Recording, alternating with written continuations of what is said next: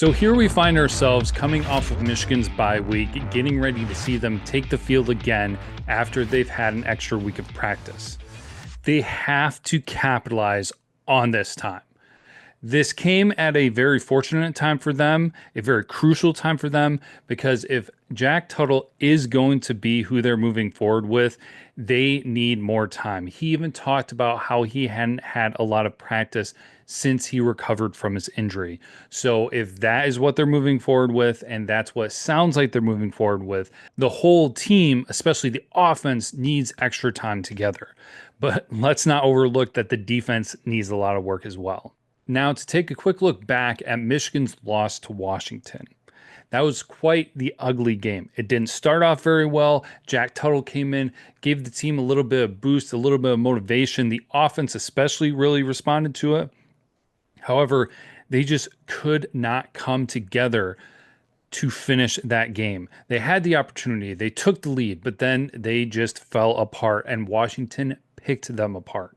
Now, here's the thing that I want to say about how it went down. They first started off with Orgy, and then after Orgy wasn't being successful and wasn't getting it done, then they reverted to Jack Tuttle. And that is just going in with the constant back and forth with this coaching staff through this season. I know that probably the injury to Jack Tuttle at the beginning of the season or before the season started didn't help things out, but they have been inconsistent and what seems like not confident in what they are doing. Because if Jack Tuttle really had been their choice, they would have started him on the first drive. But no, they wanted to see how Orgy went, and then they went, and then they fell back onto Jack Tuttle. That is not being organized. That is not being confident. They just need to find and identify and grow where they need to be successful. If it's Orgy or if it's Jack Tuttle, everything's kind of pointing to Jack Tuttle and everything, but still, like, when you make a choice, you need to commit to that choice and set yourself up to be successful for it. It did not look like they set themselves up to be successful with Orgy in the first place. So good on Tuttle. High praise for him. Definitely some key mistakes that he made, but it wasn't a full game even for him to get some perspective. But what we saw did leave a better feeling than what you've seen with the multiple games of Orgy and the 3 original games with Warren. So good on Tuttle. Hopefully that continues and that moves better moving forward. Not the greatest look for the coaching staff, though, as I already said about their indecisions on the situation at quarterback. In the end, Washington beat the 10th ranked team at home, but they didn't really win against a top 10 team, in my opinion. Michigan has looked far from a top 10 team for this entire season. They were just kind of falling into place there with the teams that were losing ahead of them. They are, after the fact, ranked 24th. That seems maybe a little bit more appropriate, but Washington beating a top 10 team, I mean, you can have a conversation alone about that. This situation, though, after Washington beats them, makes it so that teams smell blood in the water.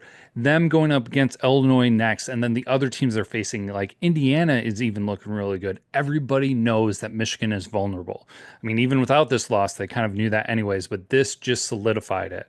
Michigan is vulnerable, and if you want this season to be the season that you beat Michigan, you have a good opportunity to do that. So everybody is going to be coming for the Wolverines. I mean, let's be honest, Michigan hasn't really done anything to really make itself an argument for being ranked 24th. They have 2 losses. Sure, one of them was against the number 1 ranked team in the country, and then the other one was on the road against an unranked team.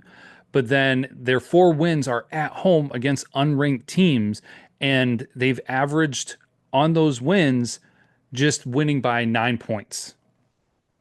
Nothing too impressive there.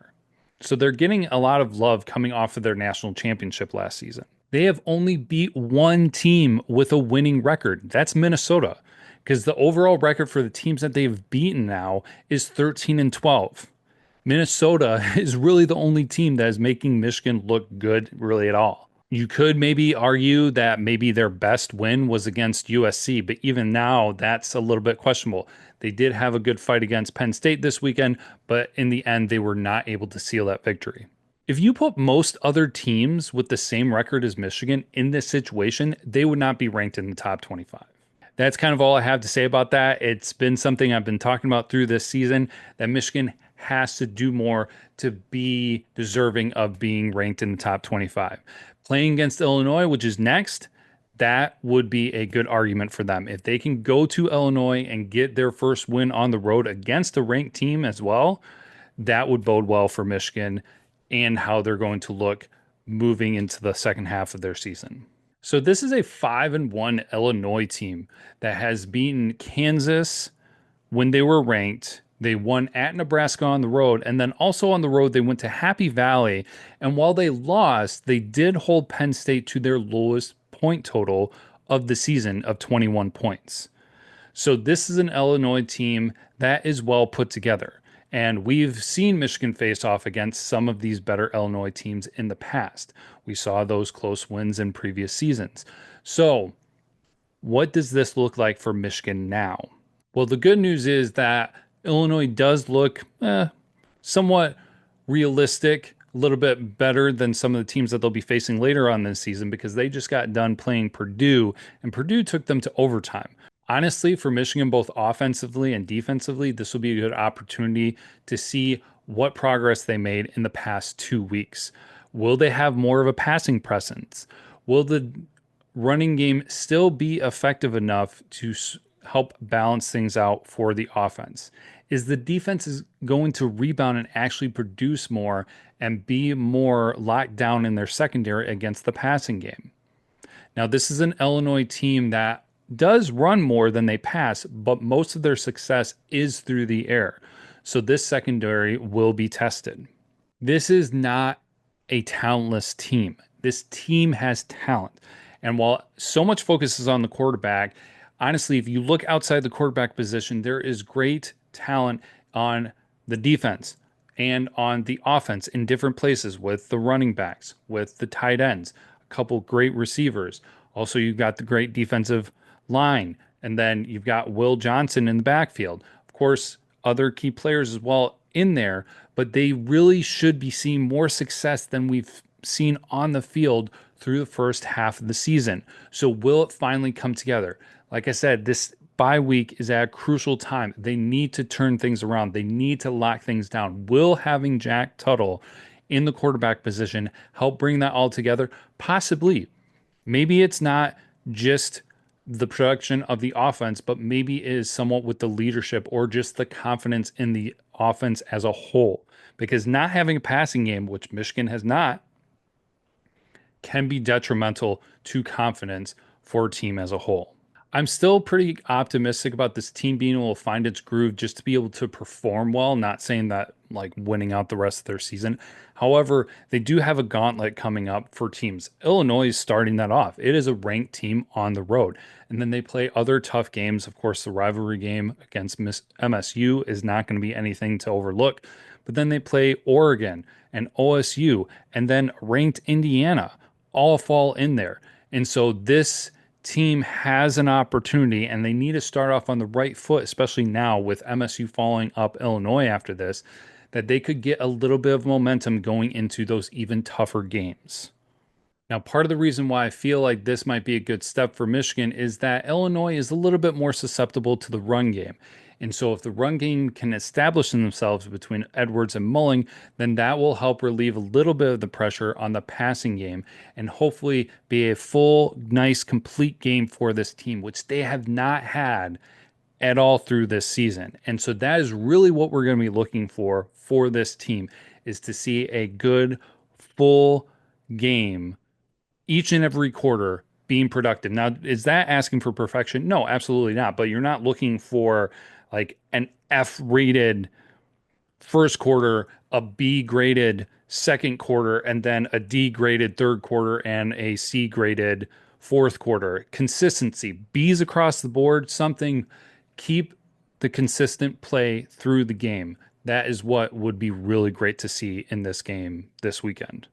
Even though it was one game, not even a full game for Tuttle, there are positives to take away from that. And I am just hoping that they will build upon it because really just looking for that opportunity to see more people get involved and then more people step up.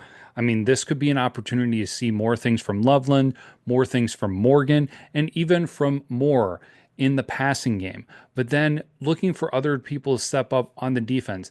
Will the secondary answer the call and actually be able to shut teams down for their passing games? If some of those things just move slightly in the right direction, there is time for them to get even better so that this team can finish out the second half of the season stronger than the first half. I want to say strong in general because it's going to be tough. It's going to be a gauntlet, but stronger than what they've shown. So this weekend is going to feature number 24 Michigan going on the road to number 22 Illinois for a 3:30 kickoff on CBS. I am predicting a close one with Michigan 24, Illinois 20. I would love to see it be better than that. And I think that that is possible for them to do better than that, for the offense to put up more points on the board.